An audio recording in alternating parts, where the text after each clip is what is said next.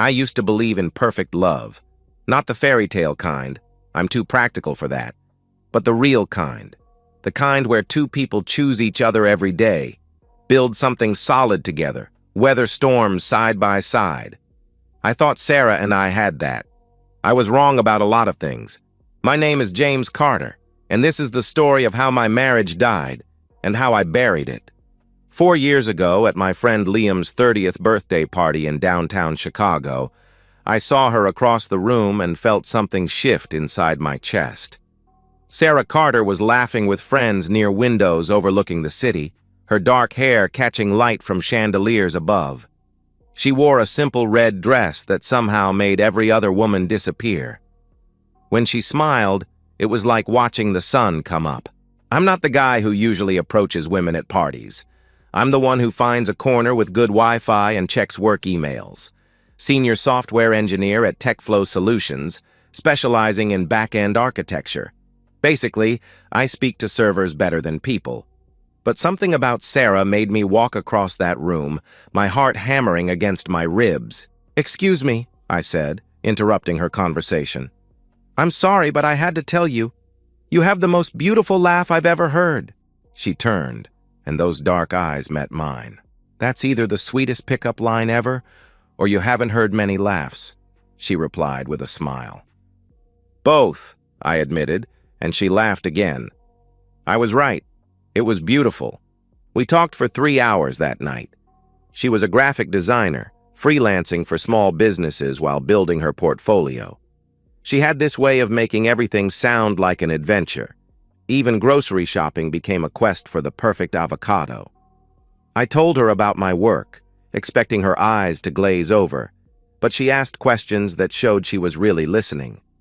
When the party ended, I asked for her number with sweaty palms and racing heart. Our courtship was swift and intoxicating. Within 6 months, we were engaged. Our wedding was intimate but beautiful, held at a botanical garden Sarah had always dreamed of.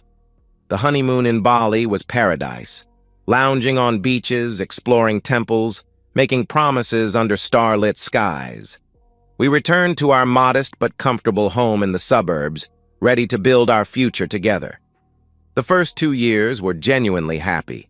I worked long hours climbing the corporate ladder, while Sarah continued her design work from home. We had date nights every Friday, cooked together on Sundays, and talked about maybe starting a family in a few years. But gradually, things shifted. Sarah quit her job, claiming she wanted to focus on finding herself. I supported her decision, never questioning it. I trusted her completely. By year 3, distance between us had grown. I became absorbed in a major project at work, often coming home after 9 p.m., exhausted and distracted. Sarah complained about feeling lonely and neglected, but I dismissed it as temporary, just until the project finished. Sarah started spending more time at the gym, saying she needed to feel good about herself again. I encouraged it, happy she'd found an outlet. But lately, something felt off. Sarah was more secretive with her phone, tilting it away when I walked by. She started dressing differently. Tighter clothes, more makeup, even for just going to the gym. She'd come home flushed and energized, but distant from me. When I tried to initiate intimacy, she'd make excuses, headaches, exhaustion, not in the mood. It had been nearly 2 months since we'd been intimate. I told myself I was being paranoid, that work stress was making me see problems that weren't there. Until that Tuesday evening when I decided to clean the guest bedroom, a room we never used, kept pristine for visitors who never came. As I emptied the small trash can beside the bed, I froze. There, crumpled at the bottom, was a used condom. My blood turned to ice. We never used condoms. Sarah had an IUD, and we certainly never used that room. I stared at that condom in my hand, my mind racing. Who was in my house? How long had this been happening? And most chilling of all, what else had I missed while I was too busy being the perfect, trusting husband? Sleep didn't come that night. I lay beside Sarah, watching her peaceful face in darkness. wondering who she really was. The woman I married, or a stranger wearing her face. By morning, I'd made my decision. I needed concrete proof before I acted. I'm a software engineer. Solving problems through logic and data is what I do best. This would be no different. I started small. Over the next few days, I casually observed Sarah's patterns. She went to the gym every Monday, Wednesday, and Friday from 10 a.m. to noon. But when I secretly checked our credit card statements, there were no gym membership charges. I created a fake account and searched for the gym she claimed to attend, Elite Fitness on Maple Street. I scrolled through their Instagram, and there he was, Matthew Adams, personal trainer, with his perfect jawline and sculpted abs, posing in every other post. Comments from women filled each photo. My jaw tightened. I dug deeper. Sarah's phone records showed dozens of calls to an unknown number, often late at night when she claimed to be already asleep. Text messages were minimal. They were probably using a different app. Smart, but not smart enough. I ordered discreet security cameras online, choosing models small enough to hide in plain sight. I paid extra for rush delivery and cloud storage with live streaming capabilities. That weekend, Sarah mentioned visiting her sister. I seized the opportunity. Within 3 hours, I'd installed cameras in the living room, hidden in a bookshelf, master bedroom in the smoke detector, guest bedroom in the nightstand clock, and kitchen behind the microwave. I tested each one from my phone, ensuring crystal clear video and audio. The technology was perfect. The trap was set. But cameras weren't enough. I needed the perfect scenario, one where Sarah felt completely safe, completely free to do whatever she'd been doing. That Monday, I casually mentioned at breakfast, "I have to fly to Seattle for a work conference, leaving Thursday, back next Wednesday. Week-long thing." Sarah's eyes lit up for just a fraction of a second before she composed herself. "That's sudden," she said, but her voice betrayed her excitement. "Will you be okay here alone?" I asked, playing my role perfectly. "Of course," she smiled, touching my hand. "I'll miss you." I booked a hotel room 15 minutes from our house under a fake name, paying cash. I packed my suitcase Thursday morning, making a show of my departure. Sarah kissed me goodbye at the door, already dressed in her best athleisure wear. "Have a safe flight," she said. "Love you." "Love you too," I replied, the words tasting like ash in my mouth. I drove away, watching her in the rearview mirror as she immediately pulled out her phone. From my hotel room, I opened the app on my laptop and phone, syncing the live feeds. I ordered room service, settled into the chair, and waited. At 11:37 a.m., my phone pinged. Motion detected. I watched as Sarah opened the front door and Matthew walked in like he owned the place. They didn't even hesitate. Immediately kissing in the foyer, hands everywhere. My hands trembled as I gripped my phone. But I didn't move. Not yet. I watched them drink my expensive scotch, the bottle I'd been saving for a special occasion. I watched Matthew carry Sarah to the guest bedroom, the same room where I'd found the condom. I watched everything, recording every second to the cloud. The rage inside me was volcanic, but my mind was clear. I opened WhatsApp and created a new group, Family Emergency. I added Sarah's parents, Henry and Victoria Carter, her older brother Evan, and her 2 younger sisters, Ava and Natalie. My fingers hovered over the keyboard. Not yet. Timing was everything. At 12:15 p.m., as Matthew and Sarah lay naked in the guest bed, laughing about something I couldn't hear, I copied the live stream link, took a breath, and hit send to the group chat. The message was simple. "I'm sorry you have to see this, but you deserve to know the truth about Sarah." Then the link. My phone exploded with activity. The group chat lit up with confused messages, then shocked emojis, then furious all-caps texts. Within 90 seconds, Sarah's phone started ringing. I watched through the camera as she reached for it, saw her mother's name, and answered. I could hear Victoria's screaming even through Sarah's phone. Sarah's face went white. She dropped the phone. Matthew asked what was wrong. She couldn't speak. Sarah frantically searched the room for cameras, her hands shaking, her voice breaking as she tried to explain to her mother what was happening. Matthew was frozen, realizing he'd been caught in a trap. And I, watching from my hotel room, finally allowed myself a cold smile. Justice was coming. I sat in my hotel room, watching chaos unfold through multiple camera feeds. Sarah was crying hysterically, trying to cover herself with a sheet while simultaneously searching for cameras. Matthew had grabbed his clothes and was dressing frantically, his earlier confidence completely shattered. The WhatsApp group chat had exploded. Over 40 messages in 2 minutes. Victoria was demanding Sarah answer her phone. Henry had written, "How could you do this to James? To our family?" Evan's message was simpler. "I'm coming over. Don't you dare leave." Sarah finally located the camera in the nightstand clock. She ripped it out, smashing it against the wall, but I was already recording from 3 other angles. She ran to the living room, searching desperately, her face streaked with tears and mascara. Matthew followed, dressed but pale. "I have to go. This is insane. I didn't sign up for this," he said nervously. Sarah grabbed his arm, begging him not to leave her alone, but he shook her off.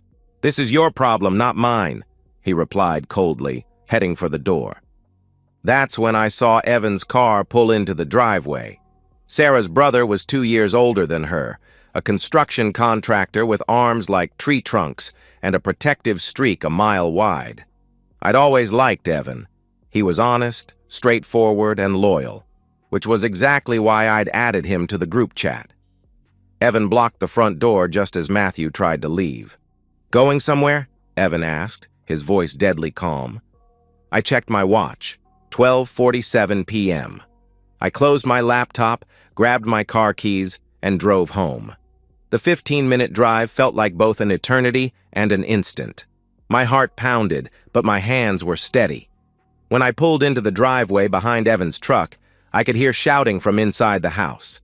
I walked in to find Evan holding Matthew by the collar, shoving him against the wall. Sarah was in the corner, wrapped in my bathrobe, sobbing.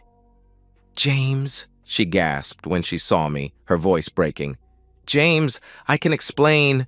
"Explain?" I replied, my voice ice cold. "Explain what, Sarah? Explain how you brought your lover into our home, into our bed? Explain how you've been f***ing him while I worked 60-hour weeks to give you everything you wanted?" My calm was more terrifying than any shouting could be. "Look, man, I didn't know she was—" Matthew tried to speak. "Shut up!" Evan snapped, slamming him against the wall again. "You knew exactly what you were doing." I looked at my brother-in-law. "Evan, I need you to understand something. I'm not angry at you for seeing that. I wanted you to see it. I wanted your parents to see it. Because Sarah would have lied. She would have twisted the story, made me the villain, and you would have believed her. So I showed you the truth. I saw enough. More than enough," Evan replied, his jaw tight. He looked at his sister with disgust. "You shamed our family, Sarah. You shamed yourself." Sarah collapsed onto the couch, her body shaking with sobs. I'm sorry. I was lonely. James was never home. You just decided to destroy our marriage instead of talking to me?" I interrupted. "You just decided to bring this piece of shit into our home, into the bed where we used to make love, and you thought you'd get away with it?" What happened next was fast and brutal. I threw the first punch, connecting with Matthew's jaw. Evan joined in, and together we unleashed months of rage and betrayal. Matthew tried to fight back, but he was outnumbered and outmatched. Within minutes, he was on the floor, bloodied, begging us to stop. Sarah was screaming for us to stop, but neither man listened. "Get out!" I told Matthew, my voice shaking with controlled fury. "Get out of my house! Get out of this city! If I ever see you again, I'll finish what we started." Matthew stumbled to his feet, blood dripping from his nose and mouth, and limped out the door. The sound of his car speeding away echoed through the quiet neighborhood. I turned to Sarah. "Pack a bag. You have 20 minutes.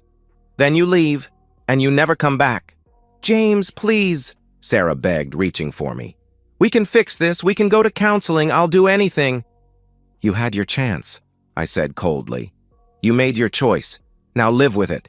Evan pulled out his phone. Mom and Dad are on their way. You need to face them too, Sarah. As Sarah desperately threw clothes into a suitcase, her phone rang again. Her mother, her father, her sisters, all calling at once. She'd been exposed, humiliated, and now she was about to lose everything she'd taken for granted. And I, standing in the doorway with my arms crossed, felt nothing but cold satisfaction. The next 72 hours were a blur of lawyers, paperwork, and cold, calculated decisions. I sat in my attorney's office Monday morning, presenting evidence I'd collected: videos, time-stamped recordings, credit card statements, phone records, and the live stream now saved in multiple cloud accounts. My lawyer, Margaret, was a ruthless divorce attorney with a reputation for destroying unfaithful spouses in court. She watched the footage with neutral expression, then looked at me. This is airtight, she said matter-of-factly. She won't get a dime. I filed for divorce that afternoon, citing adultery with documented proof. In our state, infidelity affects asset division, and Margaret ensured the petition included every damning detail. I also changed all locks on the house, canceled Sarah's credit cards, and removed her from our joint bank account, all legal since I'd opened accounts before marriage and she'd simply been added. Sarah's calls and texts flooded my phone, but I blocked her number. She tried emailing. I filtered those too. She was erased. Sarah, meanwhile, was living in a nightmare. She'd fled to her childhood home expecting sympathy, but found only judgment. Her mother, Victoria, refused to hug her, couldn't even look at her. Her father, Henry, a traditional man who valued family honor above all else, told her she'd brought shame on the Carter name. We raised you better than this, he said, his voice breaking. How could you disrespect your marriage? Disrespect James, who gave you everything? Sarah tried to explain the loneliness, the neglect, the need for attention, but her excuses fell flat. You could have divorced him with dignity, Victoria snapped. Instead, you humiliated yourself. You humiliated us. Evan wouldn't speak to her at all. Ava and Natalie, her younger sisters, were mortified. News of the affair had spread through their close-knit community. The Indian diaspora in their suburb was small, and gossip traveled fast. Within days, Sarah was uninvited from family gatherings, removed from group chats, blocked by extended relatives. Her aunts whispered about her in Temple. Her cousins avoided her in grocery stores. She'd become a cautionary tale. Matthew had completely vanished. My private investigator, yes, I hired one, discovered Matthew left the city entirely, moving back to his hometown in California. His Instagram was deleted. His phone number was disconnected. He wanted nothing to do with the chaos he'd helped create. Sarah tried to reach him, desperate for some validation that their affair meant something, but he'd ghosted her. She realized with crushing clarity that he never cared about her. She was just an easy conquest, a married woman looking for excitement. She meant nothing to him. I, by contrast, received an outpouring of support. Sarah's family sided with me completely. Victoria called me weekly to apologize for her daughter's actions. Henry invited me to family dinners. Evan helped me repaint the guest bedroom, literally erasing the space where betrayal happened. My colleagues, who'd noticed Sarah's coldness at company events, weren't surprised by the divorce.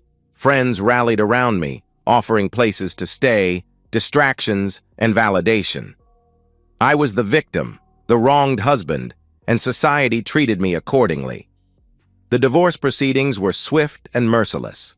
Sarah's lawyer tried to argue for spousal support, claiming she sacrificed her career for marriage, but Margaret decimated that argument with evidence of Sarah's affair and the fact that she quit her job voluntarily, not at my request. The judge, a no-nonsense woman in her 60s, was clearly disgusted by video evidence presented in closed chambers. The final decree granted me the house, the car, our savings, and all assets acquired during marriage. Sarah got nothing. No alimony, no property, nothing. She was financially destroyed. 3 months after I sent that WhatsApp link, the divorce was finalized. I stood in my empty house, Sarah's belongings long since removed, and felt something I hadn't felt in months. Peace. Not happiness, not yet, but peace. The wound was still fresh, but the infection had been cut out. I could heal now. I thought about Sarah sometimes, wondered where she was living, how she was surviving. The investigator mentioned she was renting a small apartment across town, working part-time at a coffee shop. Her design career never restarted. Potential clients Googled her name and found whispers, rumors. She'd been marked by her choices. I didn't feel guilty. Actions have consequences. She made her bed. Now she lies in it, alone. I poured myself a glass of the scotch Sarah and Matthew once drank, sitting in the living room where the affair was broadcast to the world. I toasted to the camera still hidden in the bookshelf, a reminder of the day I took control back. Justice was served. But what comes next? 6 months have passed since the divorce was finalized. I stand in my backyard watching the sunset paint the sky orange and purple. The house feels different now, lighter somehow, despite being the same structure. I've made changes. New furniture, fresh paint, refinished hardwood floors to erase every footprint of the life I used to live. The guest room is now my home office, equipped with standing desk and multiple monitors where I can code without ghosts haunting corners. Work has been my welcome distraction. The project that once consumed evenings was completed and earned me promotion to senior architect.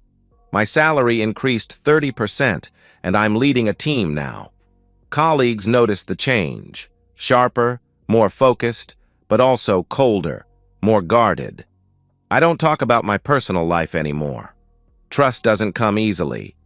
I've started seeing therapist Dr. Reeves, a kind woman who specializes in betrayal trauma. She's helped me process anger, humiliation, violation of my home and marriage. "You didn't deserve what happened," she tells me during our sessions, "but how you responded, that's who you are. You chose truth over ignorance. That takes strength." I'm not sure I feel strong.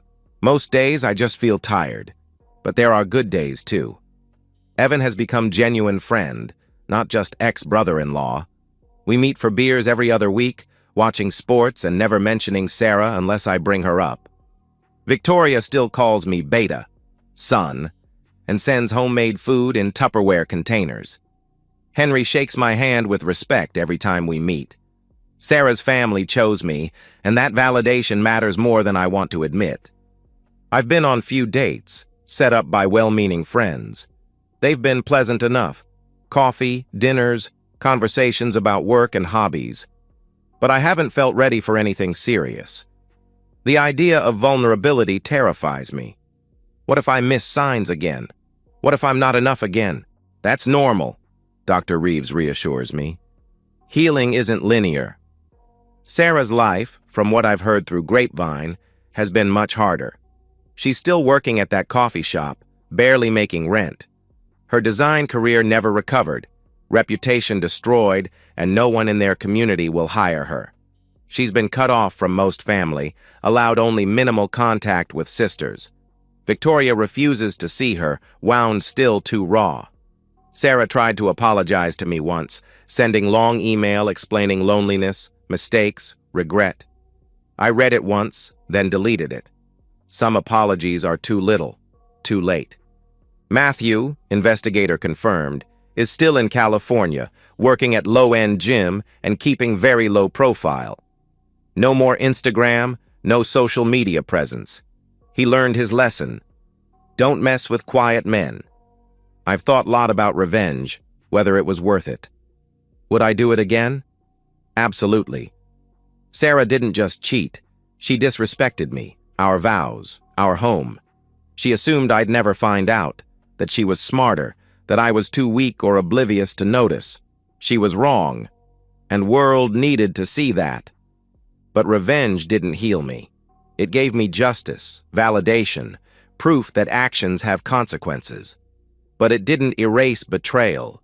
It didn't make me stop loving woman I thought Sarah was. It didn't answer question that haunts late nights. What if I'd noticed sooner? What if I'd been home more? Could I have prevented this? Those questions are natural but futile, Dr. Reeves reminds me. You can't control another person's choices. Sarah made her decision. You made yours. Now you have to decide who you want to be moving forward. I'm not sure yet. But I know one thing. I won't be man who ignores red flags ever again. I won't trust blindly, give my whole heart without protecting it. Maybe that's sad. Maybe that's survival. I finish my drink, go inside, and lock door behind me. The house is silent, but it's my silence, my space, my peace. For now, that's enough. And so, we've reached the end of today's story. Was it what you expected, or did it take a twist you didn't see coming? I'm curious to hear your thoughts. Share them in the comments below, and let's get a conversation going. If this story kept you hooked, make sure to hit that like button. And if you're new here or just haven't subscribed yet, now's the perfect time to join our community. I bring you fresh, captivating stories every day, so click that subscribe button and turn on notifications so you never miss out. Thanks for watching, and I'll see you in the next one.